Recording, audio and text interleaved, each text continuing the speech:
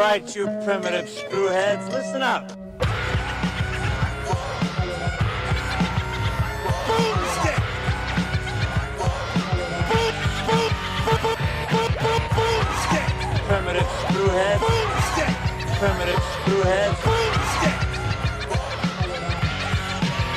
Listen up. Welcome to Ash versus Evil Dead versus Bubba versus Catfish. Groovy baby. Groovy baby. The podcast, all things Ash versus Evil Dead. And tonight we'll be covering episode 3 of season 3 of Ash versus Evil Dead. Apparently dead. I want to say apparently versus dead. Sorry. Okay, sorry. You ready? So here we are. Who are you? I am Catfish. You can hit me up at CJGman67 on Twitter. And as always, my very own Candy. That is my long-lost child who hates me, Bubba. I think that makes me Brandy. But tonight, B stands for Bubba. Oh. So, Bubba, how can people reach out to you and tickle your social media networks? I need everybody online to follow me. Everybody online to follow me at Fit and Trim. That's FITTENTRIM. At Fit and Trim on Twitter, Instagram, Snapchat. Wow, amazing. Twitch? Coming. It is coming. Twitch is coming. Well, and you know what else is coming? Just to send a shout out to it, not Ash. It is our podcast for the Terror, which is the new show which will be on AMC in a couple of weeks on Monday nights here in the United States. Amazing. Based on a great book by author Dan Simmons. It's going to be stone cold, a bit like some of the stone cold deaths we got this week on Ash vs. Evil Dead. Wow, and it is going to be gruesome and also has a little bit of a supernatural twist to it. Oh, yeah. However, it won't be as giddy as episodes of Ash vs. Evil Dead. Ooh, you're using the word giddy, Catfish. That has me very intrigued because this season you've been a bit down on the 2 episodes. You gave the first episode of season 3 only 3 out of 10. Yikes. Now you doubled that last week. You got up to 6.5. And then I got suckered into going to 7, which I think was reasonable. Okay. This episode, before we even give our ranking out of 10, I want to go to some great feedback. A true member of the Ghostbeaters, Scott Pike, who used to send us great emails until I changed my email address. Scott Pike wrote in. He found us. He did. Good. He wrote in on our Facebook page. That's facebook.com/double-P podcast. That's the word double, the single letter, the letter P, the word podcasts with an S on it, podcasts plural. Facebook.com/double-P podcast. Scott Pike wrote in, he said, episode 3 of season 3 is the funniest and scariest of this season so far, and above a double B. Double B. Better and balanced and double E executed episode than most of the series. The horror fed the comedy and the comedy fed the horror, just like Evil Dead 2. Okay. 10 out of 10 is what Scott gives it. Wow. Hell yeah. I only gave the first episode 8 out of 10 of season 1 and the final episode of season 2. His notes, he says, R.I.P. Dalton, you may have been right, but you were kind of a jerk. He notes, poor Brandy, you had one real dead-eyed experience, and you can't take anyone's word on things. Scary stuff keeps happening out of sight for her. Evil Dead at his best is what he called this. Three Stooges meets Lovecraftian horrors. Great ending song. And Ruby joined in on the song. Scott Pike loved it. That's our Facebook page, facebook.com/double-P podcast. We love that so much. We had our good friend, spoiler alert, a.k.a. at Hamlet is Dead on Twitter. Oh, warning. They wrote, since I listened to your podcast and then watched the episode, I'm probably not the best one to give feedback. He said he believes before he watched the episode, since he's waiting for our podcast to watch it, he called it 10 double G's.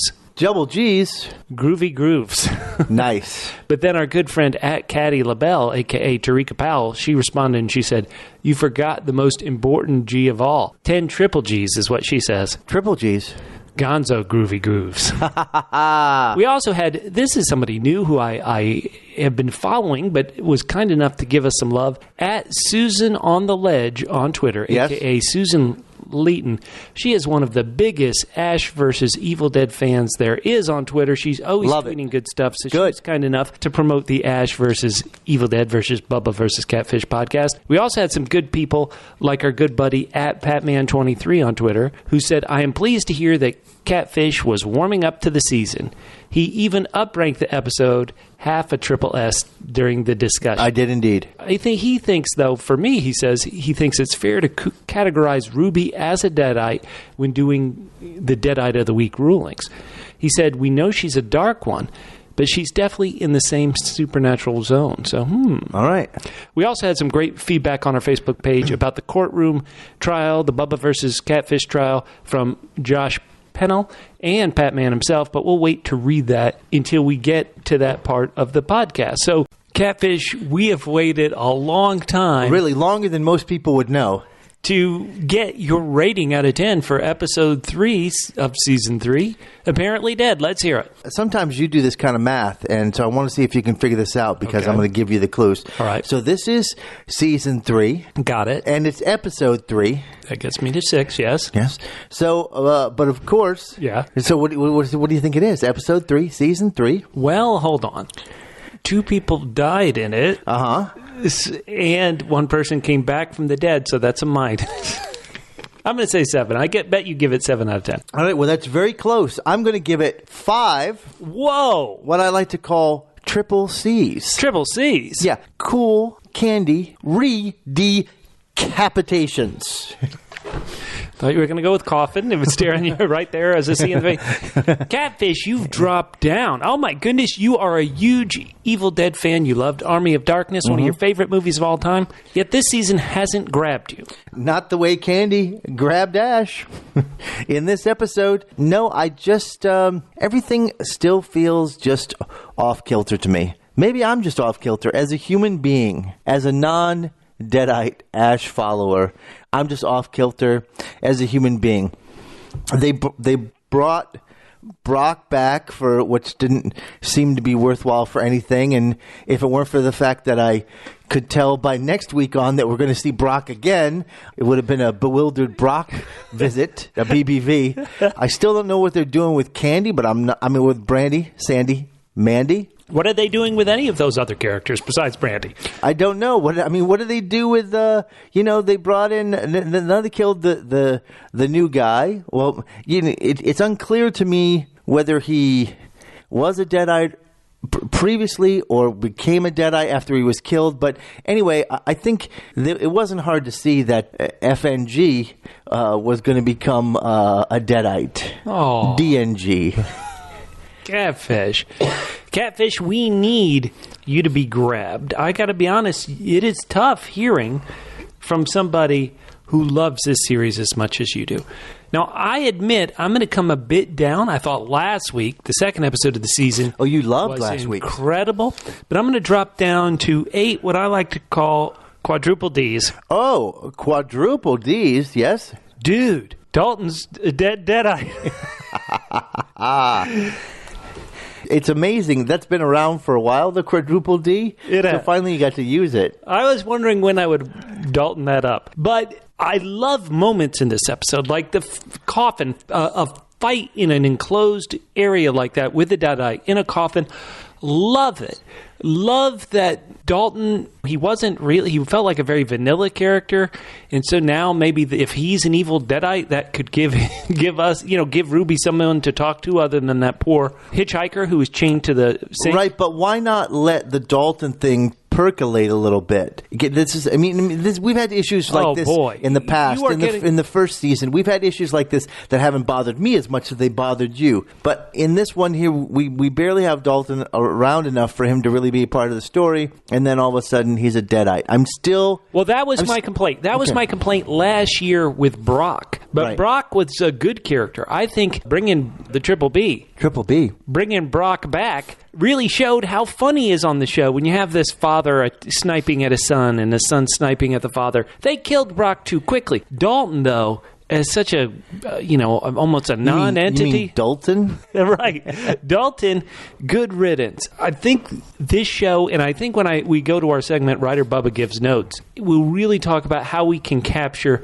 the magic again. Well, But 7 out of 10 for me. Still good. Still good. Come on. I mean, are we expected to believe now that Kelly is going to let this Dalton saying, that it's Pablo, that he's really going to work that up? I mean, I feel like they're making attempts at stuff that I don't know are believable, and if they did happen, I don't know whether I'd enjoy them that much. Catfish. To be honest with you, as little as I'm enjoying Brandy, and I think she adds kind of a sentimentality to the show that is taking away from my enjoyment of the rest of it.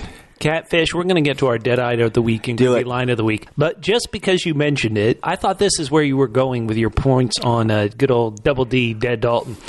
If you're Kelly and you have the choice of having a romantic relationship with Pablo or Deadite Dalton, who do you choose?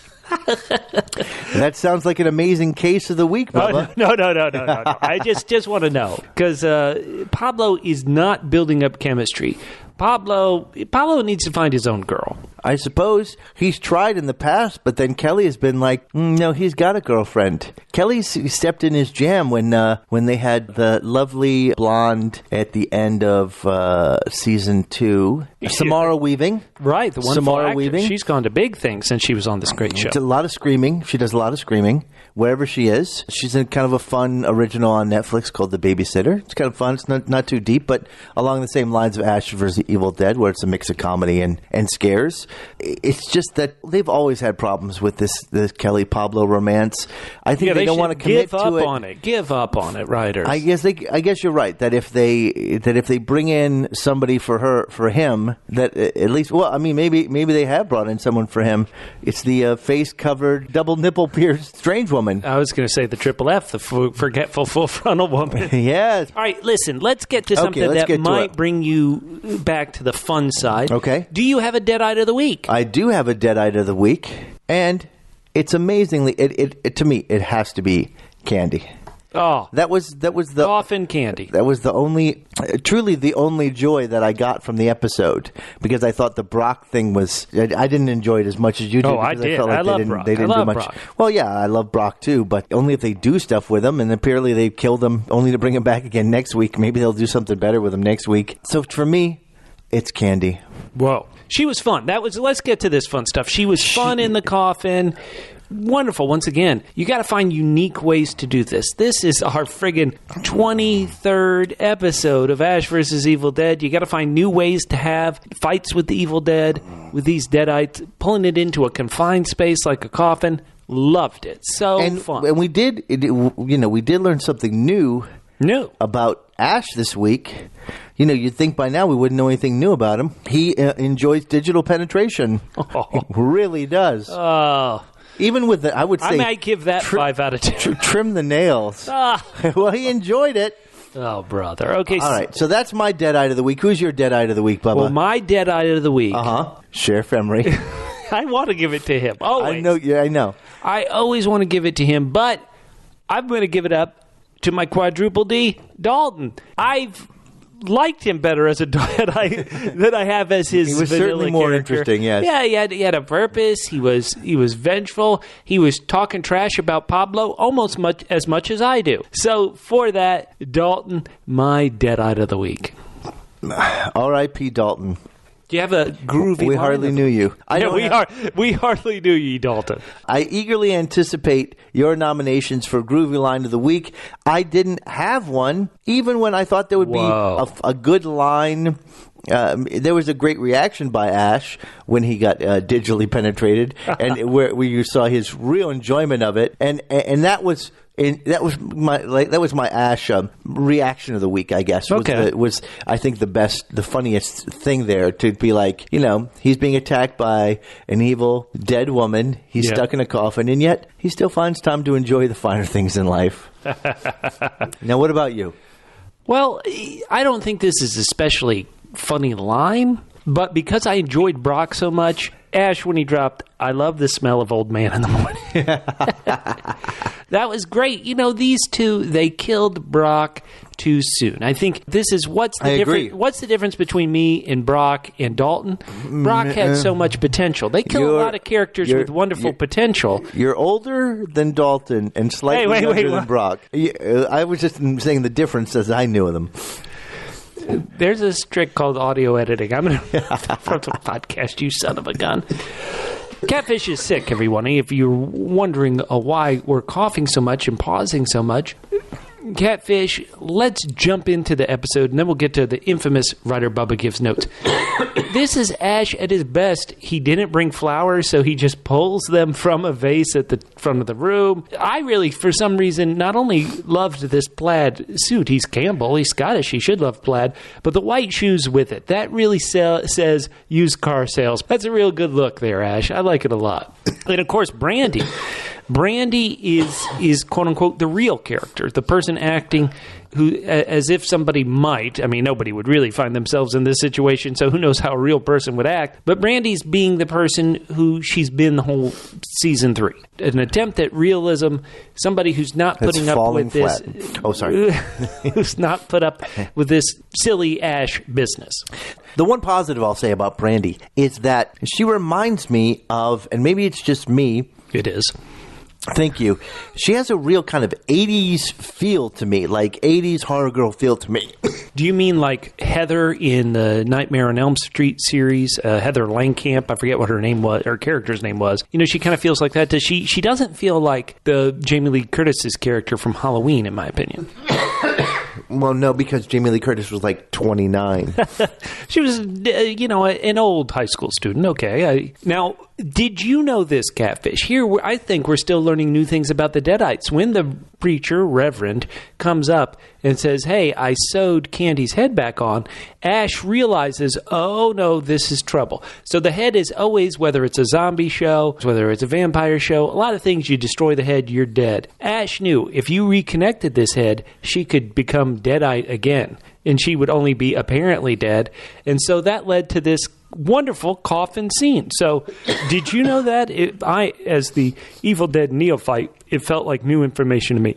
I didn't have that fear because to me it feels like the Deadites are still alive even if you take their heads off. For example, Ash had to, in the original movie, when he cut the head off, he put the head in a little vice and the head was still talking to him. Good and point. so he had to squeeze the head. So I don't think it's the fact that the head is reunited. It's just that any corpse or part of his corpse, like his hand, was alive. So I don't think it's necessarily that the head got sewed back on. Candy could have come back alive no matter what, even before she was decapitated. This casket fight is so fun. It's so good. The fact that Candy and Ash have this sexual history allows not only the creepiness of it in the casket, but allows for some good zingers, man. Zing! I mean, give it up, Catfish. More than 5 out of 10. Come on. For this scene, yes.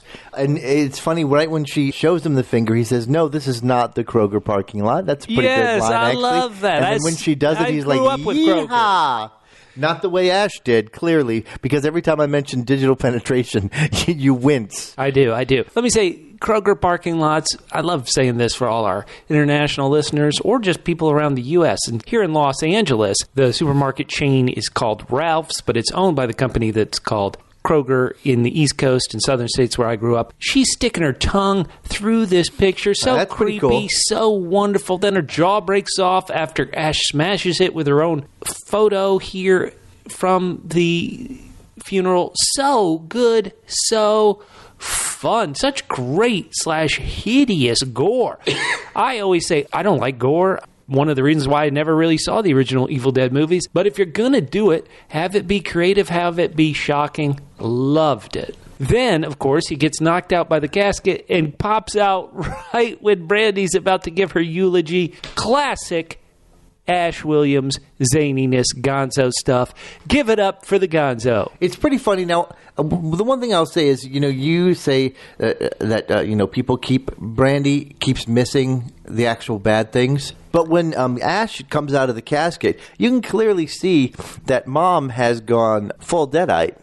Well, you could believe that perhaps the funeral home didn't do the makeup like they were supposed to do on the corpse. I suppose you could, although you would wonder about the picture, which was very nasty and appropriate. I loved it. Now, here's something. I was only 8 out of 10, but something that upset me is that you've set up this scenario where Ruby is the guidance counselor. Ruby has this wonderful connection. And you know what? I with asked Brandy. last week. I said, I don't know what's the problem with I don't know what the timing issue here is. What's the timing issue for this? And we do find it out this week that somehow she's been manipulating Brandy for 2 years, even though she had no idea that Brandy was Ash's. She's been manipulating all the kids in this Michigan suburb. Is it Why? just because she's been bored?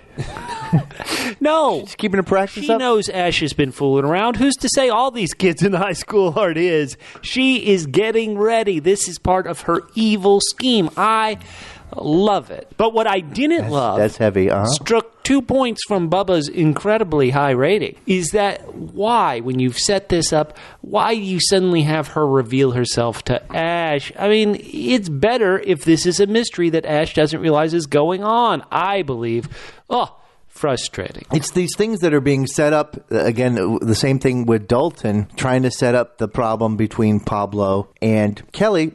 So now we presume Ash is going to say, you can't trust Ruby, and so Brandy's just not going to trust Ash.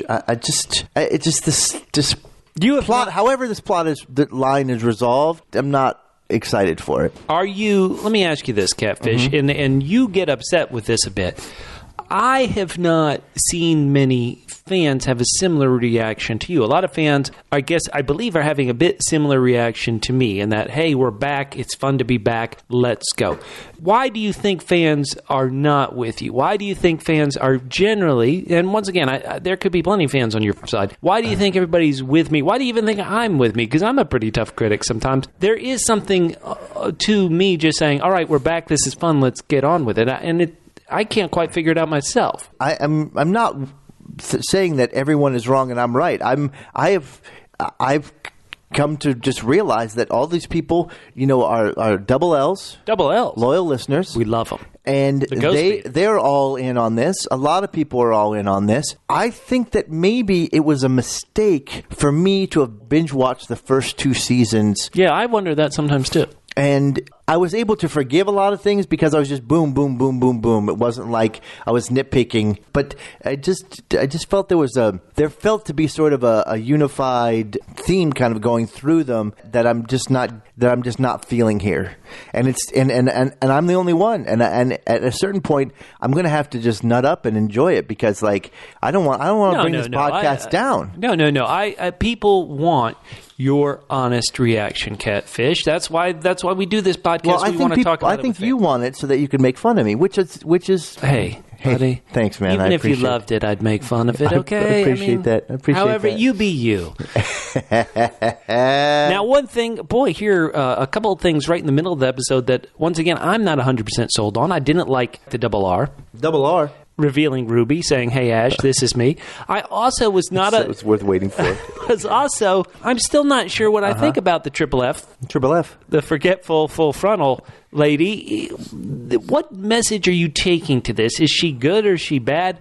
I don't know. It's not it's not that I don't know if she's good or bad. It's that I can't even get a hit if the show knows, and that upsets me some.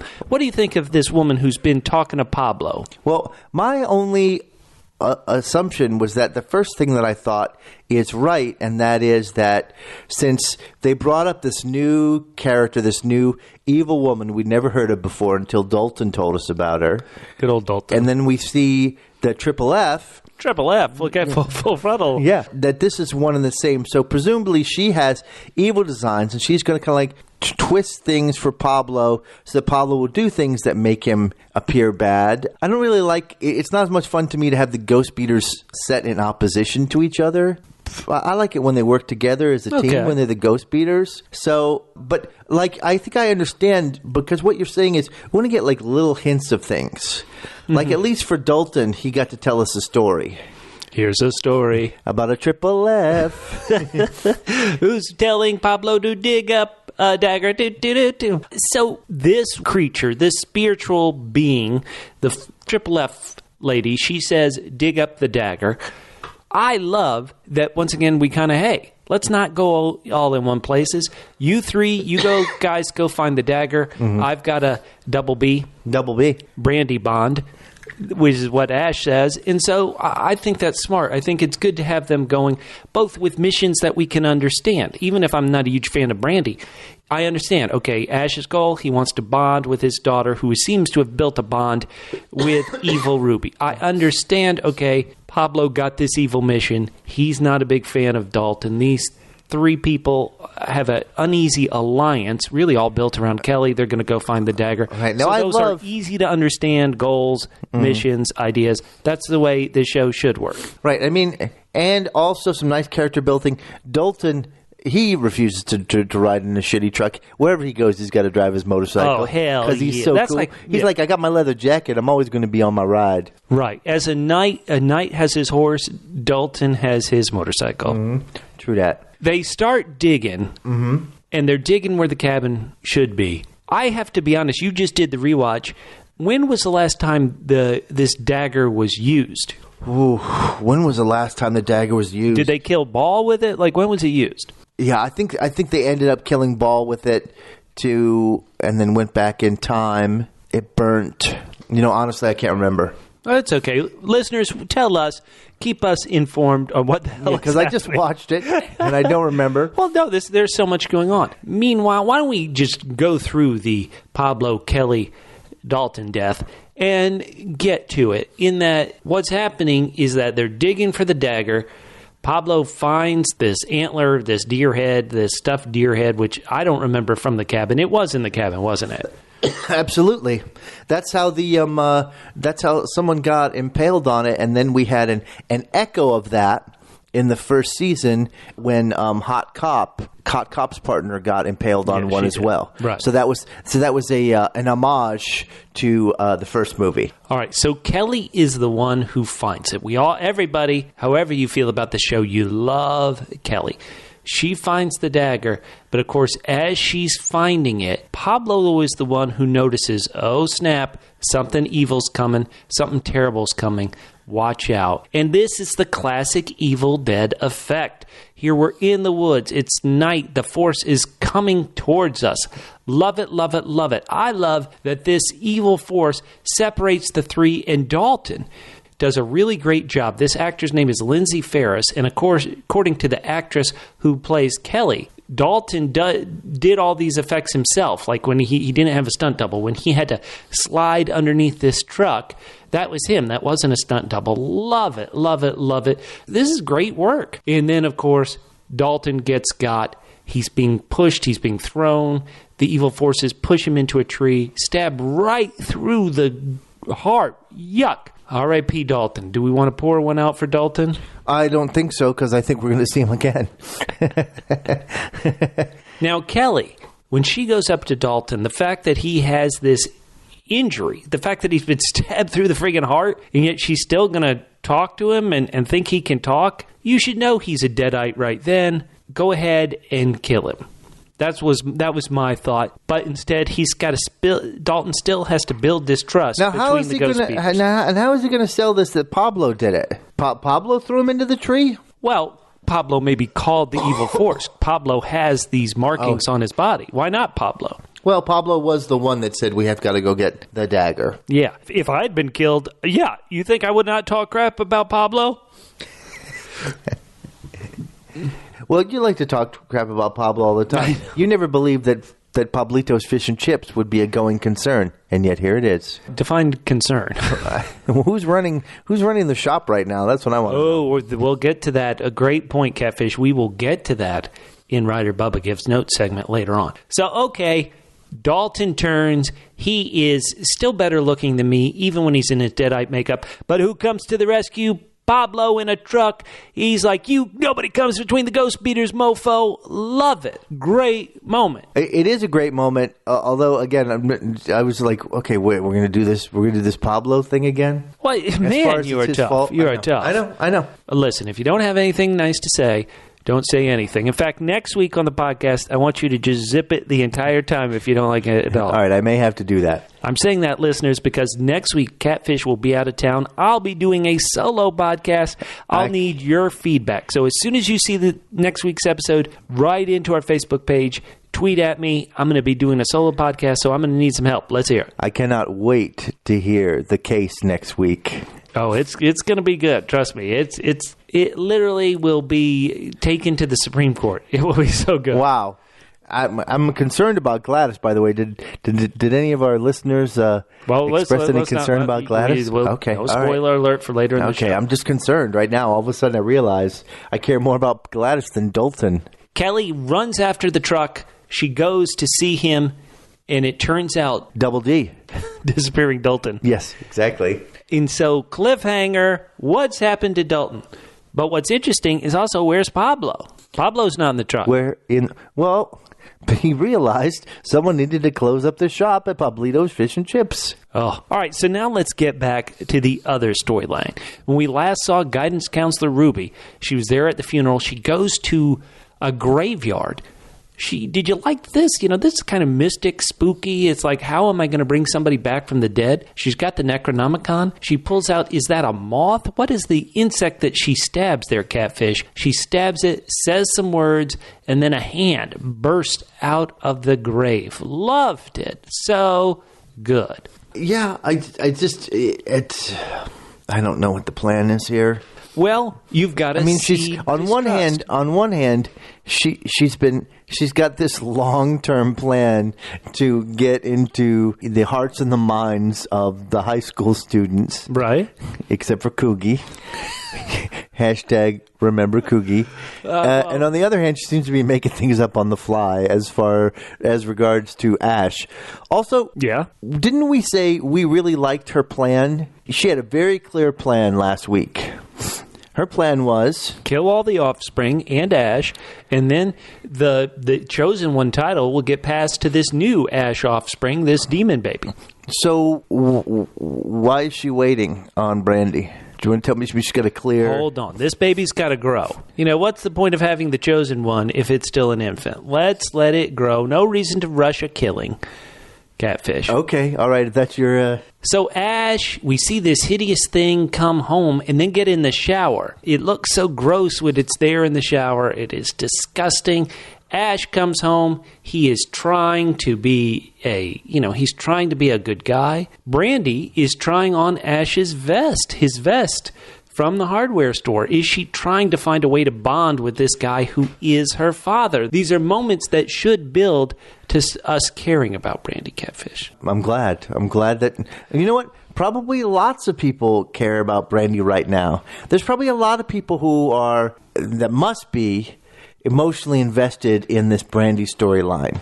I am not, and I'm not going to make fun of people who are, because I would think if you're not, like me, not emotionally invested in this Brandy storyline, it seems so out of character for the rest of Ash vs. Evil Dead that it pulls me right out. So Ash comes home. Yep. He sees his Double D, dead dad, there on the couch. He's got to get the dead dad away from Brandy. But they're having a bonding moment laughing at Ash's commercial. In some ways, Ash should be happy that his daughter at least finds something that she can enjoy about him, even if it's laughing at his terrible ads. Well, yeah, except that he, had some long-standing issues with his father. Didn't feel he got the love or respect from his father. And so now feels like, that Brock is poisoning any kind of relationship and is going to debase him in front of Brandy. These are all good things that you want to have in Oscar-winning emotional movies about people together. This is winning an Oscar.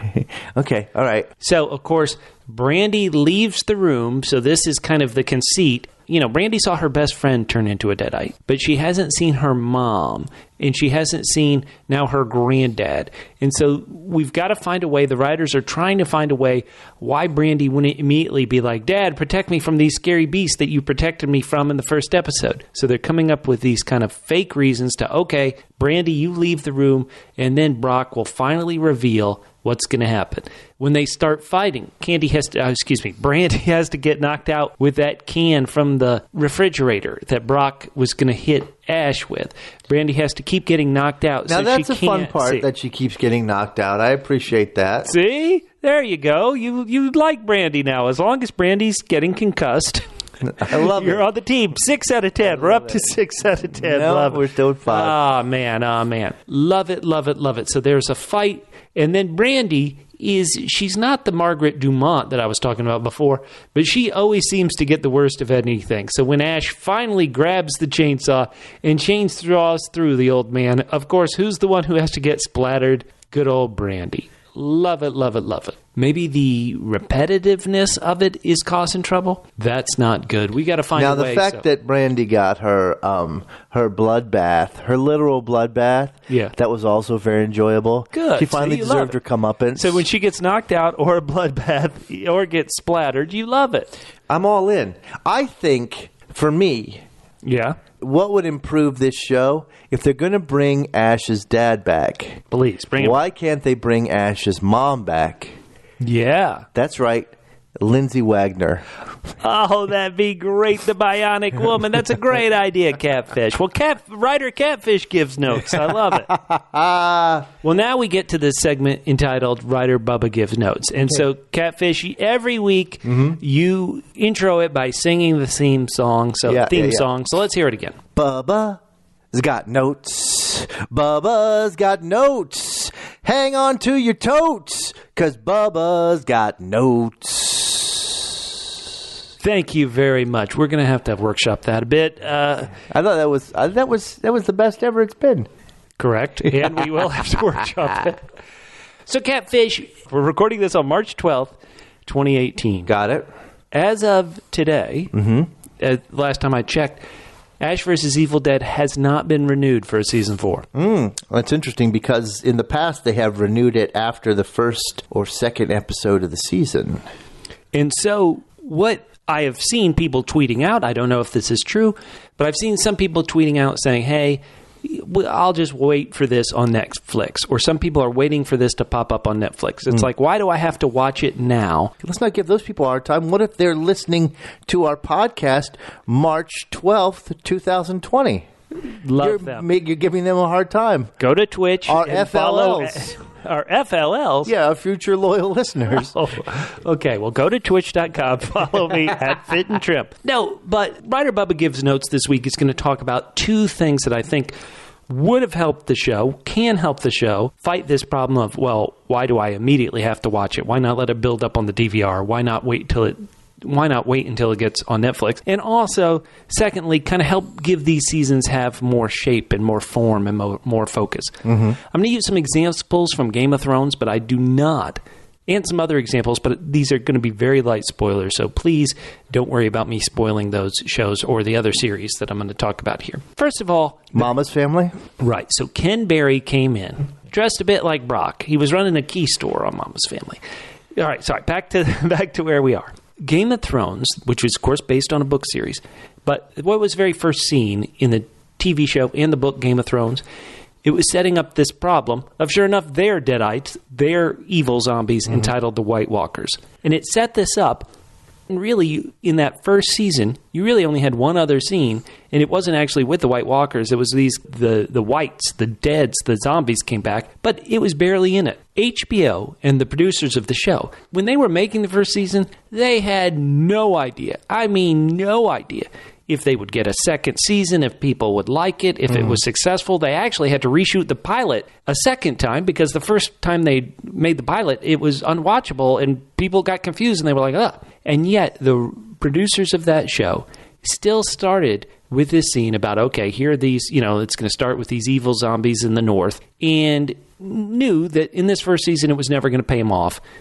And it just trusted, okay, if we get picked up, that's the big story. That's, quote-unquote, the end point. Why is Game of Thrones, as opposed to maybe The Walking Dead, why is Game of Thrones, after all these years, still kind of a thing? Still kind of a thing which is building an audience, where Walking Dead is kind of losing an audience?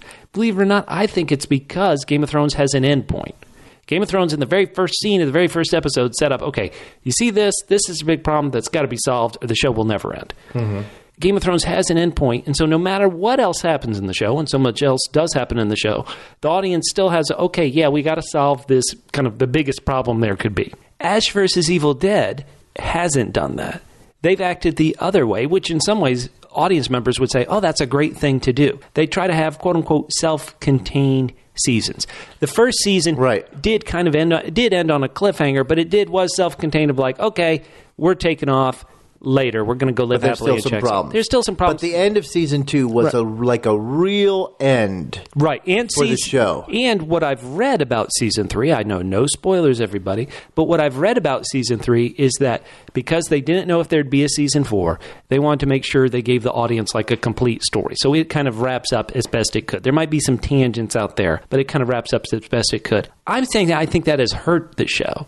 That there hasn't been kind of one overarching storyline about, okay, this is the ultimate big bad, almost like a video game where you have these small bosses, and maybe a season could be a small boss, but one overarching big bad so that the season had something to go. That also gives it an immediacy of, oh, I got to watch this now because I have to know how they're going against how they are building to get the big bad, as opposed to what I would call is a slight fear that the show could become repetitive. Oh, wait, the Necronomicon, we destroy it. Wait, now it's back. Okay, there's a zombie this week, or a Deadite this week, we'll kill it this week. Ruby's been bad, Ruby's good, now Ruby's bad again. Although Ruby's always been troublesome as far as how good or bad she is. I agree with you. It's made each season has felt like a standalone season, and so basically every year they have to restart and build. Right. Like with this season, we've got to get Ruby, we got to do the double R. Double R? Yeah, the Ruby reset. Oh, yeah. Every season. And then we've got to introduce some new people that we don't really care about. That are tough to care about because we don't see how they're helping us get to the end goal. On Game of Thrones, they introduce new characters all the time. Yet, we are able to attach to them to at least see, okay, this is how it's going to get us to the end goal, or okay, this is going to be a problem that's going to stop us from immediately. They kind of make a bit more sense. So that's a real kind of general note about the series as a whole. But now let's talk about the seasons, and this is where the real Writer Bubba Gives Notes idea comes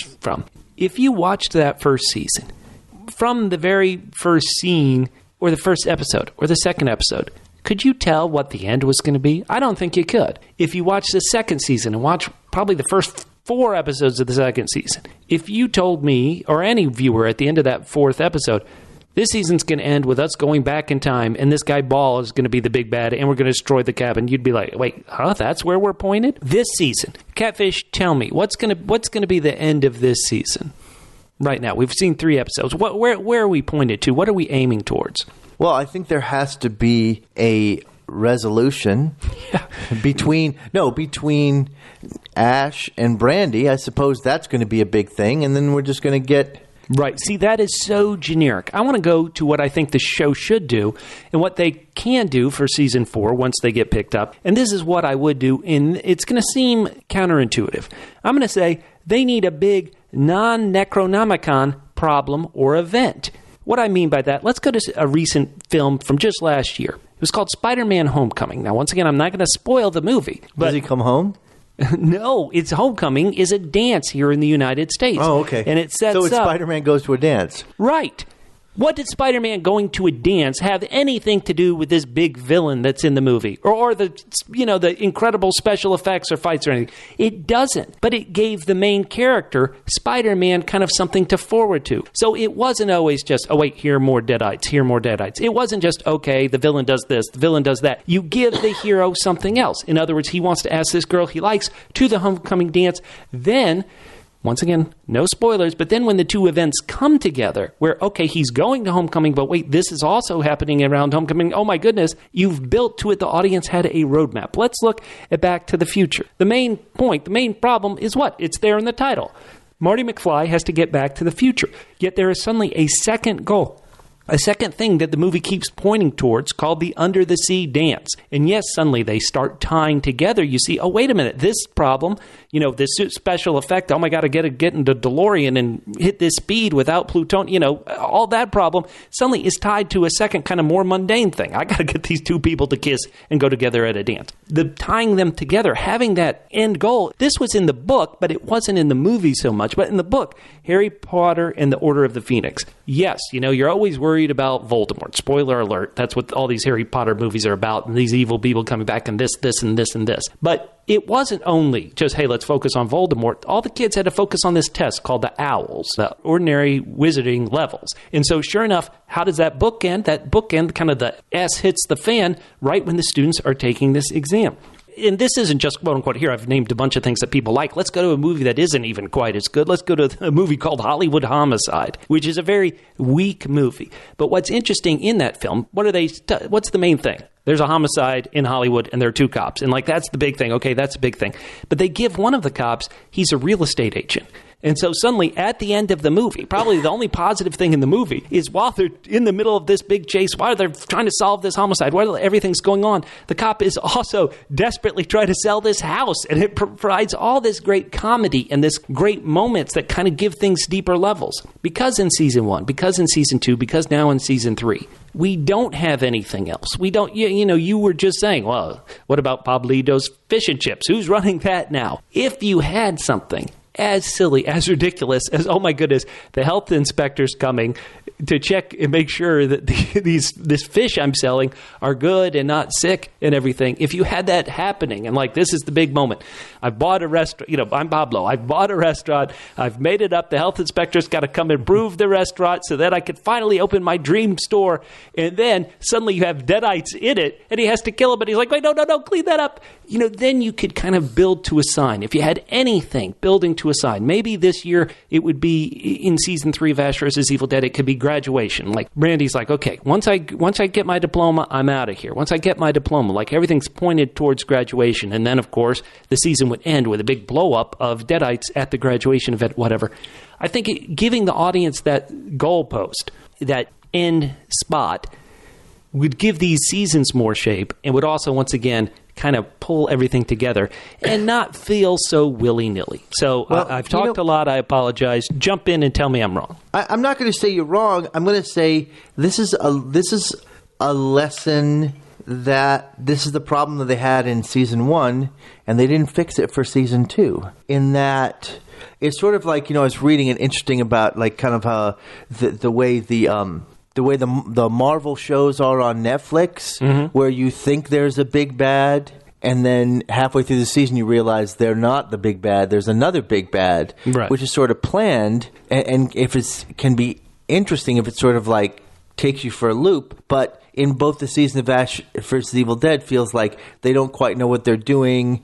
Maybe they can't fill a whole season. Yes, sadly, at times the show does give that impression. And we talked about that in season 1, and then the same exact thing happened in season 2, as you said. We thought we were going one way, and then it turns out that Ball is the big bad. The only thing that I can say is, though, this is it's optimistic for me, because maybe if they're going to do the same thing this season, they'll completely switch over to a storyline that I enjoy more. And the end they're going for now, I don't really feel is sort of an Ash vs. Evil Dead end. In other words, integrating Brandy and that whole thing of Ash becoming a good dad. I mean, that's... You haven't been grabbed by that. No, I don't care about it. So hopefully, maybe just like the other seasons, they won't care about it either. And by episode 5, Brand will be gone, and then something more interesting will happen. Right. Like last season, we had this, I almost want to call it a detour into the insane asylum. That was very fun.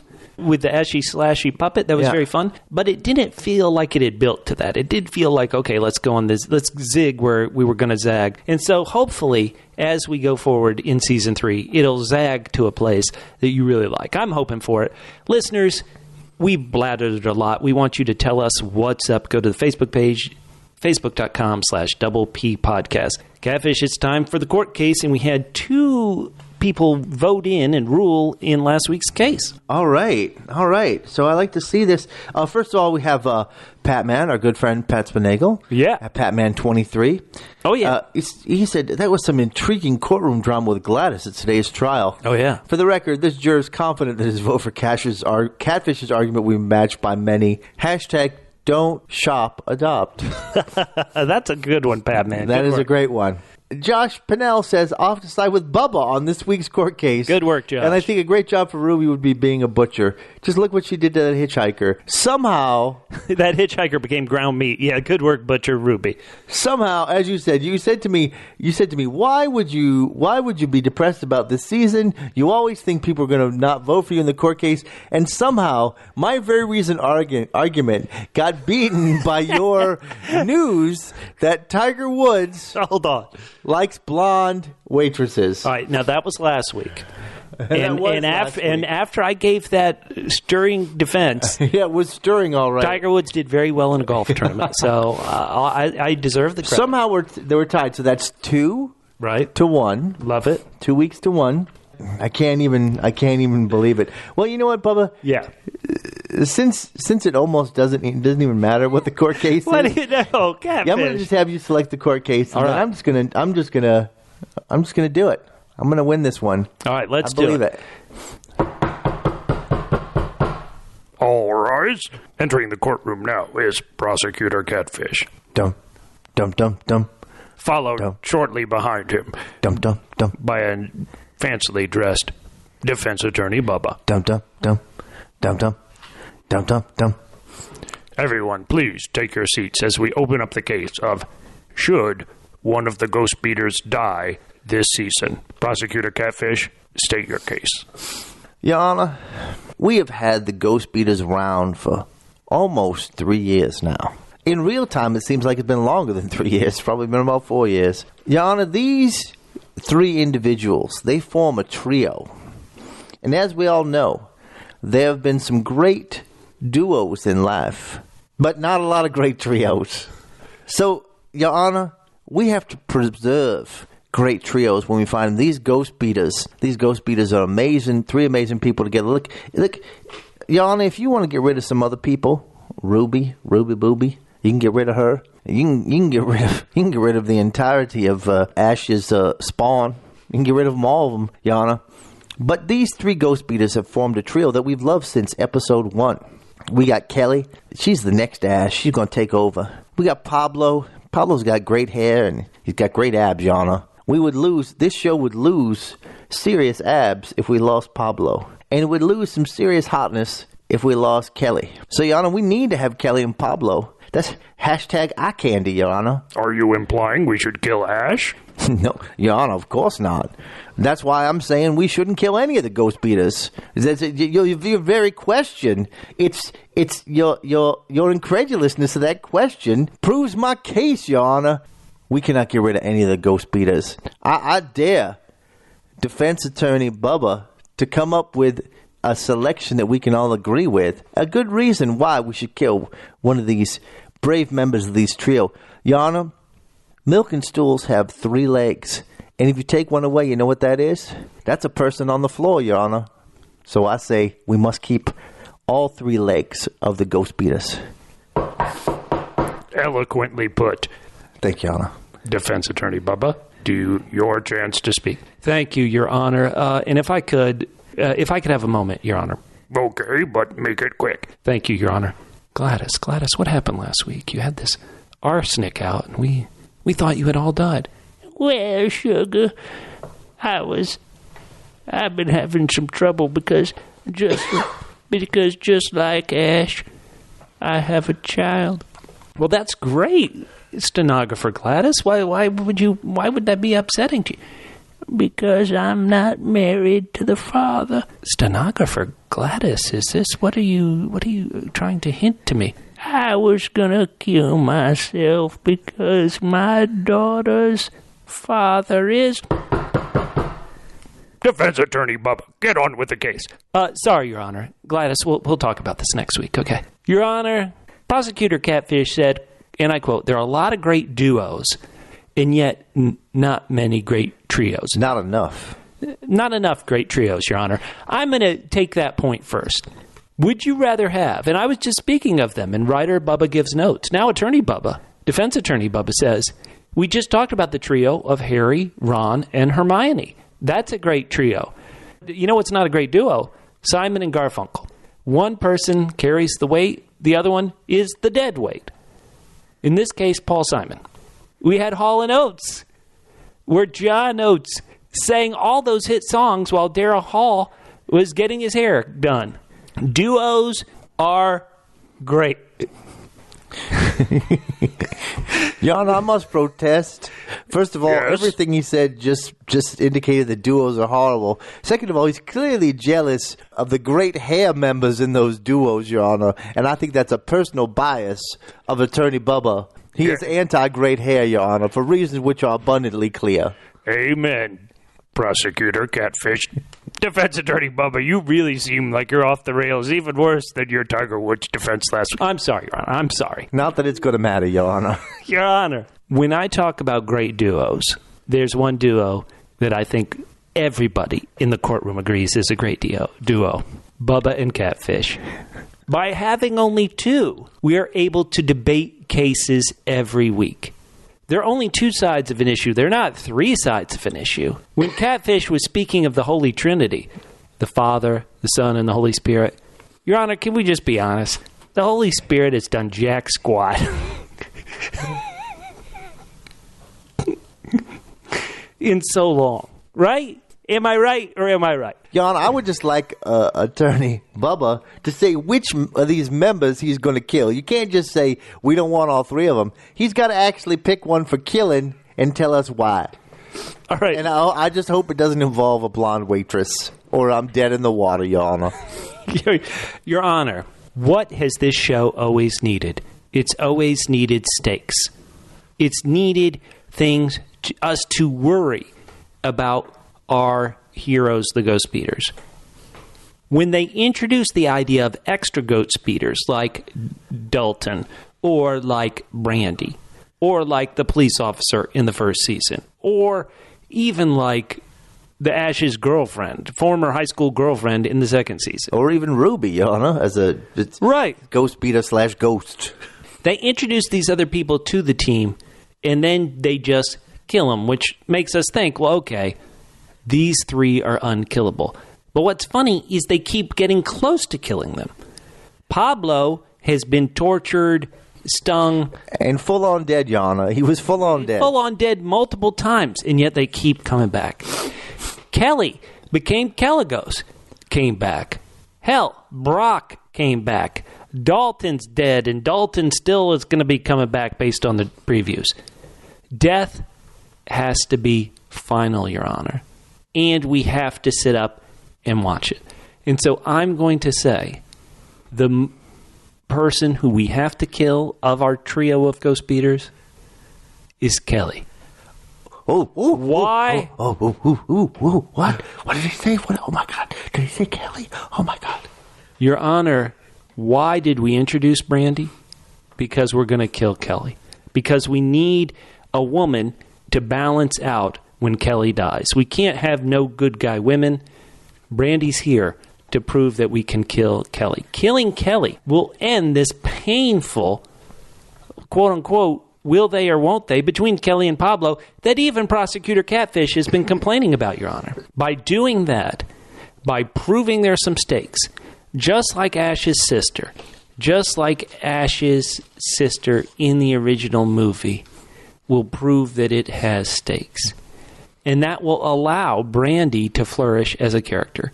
Killing Kelly, I promise you, would shock the world. Twitter would blow up. It would be so monumentally earth-shattering that Starz would have to give the show a fourth season. So even though I love her, I'm going to say Ash vs. Evil Dead has to do a double K. Double K, Your Honor. Kill Kelly. Oh, wow. And I can't wait for I am all the willing to be sexual innuendo that Ash will spur with his daughter. That's great. Quiet in the court. Quiet in the court. Oh, sorry, Your Do you Honor. wish to cross-examine Prosecutor Catfish? I think he's dug his own grave, Your Honor. And I think he's sacrificed himself on the altar of Kelly right now. Your Honor, I would say that you know what happens when you have a stool, a three-legged stool, and you cut off a leg? You have a ladder, because a ladder only has two legs. And you can climb up that ladder to season 4 and new heights. Wow. That was beautiful. Okay. Now, you, the Ghostbeater jury, have to make the verdict.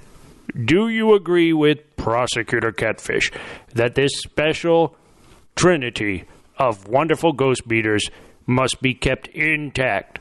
Or do you want to shake things up with Defense Attorney Bubba and kill the best character on the show, Kelly? Hashtag triangle, Yana. Hashtag triangle. Go to the Triangle strong. Go to the Facebook page, facebook.com/Double P Podcast, and place your verdict. The court rests. Whoa. Wow. That was a crazy case. Wow. I mean, you heard the buzz in the courtroom when you nominated Kelly. I mean, people fell out of their chairs. I think... You know why? You know who fell out of his chair the hardest? Well, was the guy who had a three-legged chair and then you cut one of the legs off. That was the guy who fell the hardest. It's me, Bailiff Rusty. There was Bailiff Rusty here. Oh, he fell out of his chair. Oh, why was he sitting on that stool? All right, Catfish. I was surprised that Gladys had a daughter because I assumed that Gladys' son might be a defense attorney. That's all I'm going to say. Oh, somehow, my all the gracious. officers of the court. You seem mean to be her son, related. Pip? Oh, wow. So, Catfish, we're going to miss you next week. This is not right. Hashtag sad. Will this be the first episode of the podcast you've missed? Absolutely. Listeners, I'm going to need a lot of help next week. Facebook me your reactions. Tweet at me your tweets. We're going to get through this. It's going to be very sad. The one thing I agree with Defense Attorney Bubba is that this is a great two-person team. And without you, Catfish, it'll be like the worst stool ever. The one-legged stool. The one-legged ladder. Wow. Isn't that just a pole? Listen to me. The greatest poll ever. All right, so, hey, for me, I'm Bubba. You can find me on Twitter, Snapchat, and Instagram at Fit and Trim. That's FITTENTRIM at Fit and Trim on Twitter. And I'm Catfish. You can hit me up at CJGman67 on Twitter. And you'll hear us next week on Ash Versus. Evil Dead Versus. Bubba. Versus. No, it's just going to be Bubba next week. Groovy.